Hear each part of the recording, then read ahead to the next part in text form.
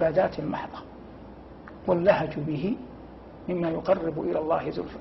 حب الكلام إلى الله 4: سبحان الله والحمد لله ولا إله إلا الله والله أكبر، لا يضرك بأيهن بدأت. سبحان الله والحمد لله ولا إله إلا الله والله أكبر، لا يضرك بأيهن بدأت.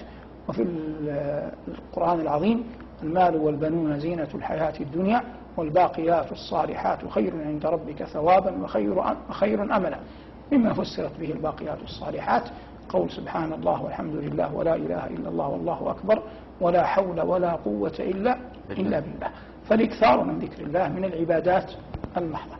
يضاف إليها من العبادات التي كان عليها الأنبياء قراءة القرآن، وقد جاء في الأثر أن الزبور خفف على داود عليه السلام، فكان يقرأه وخيله تسرج له، وكان إذا قرأه حبست الطير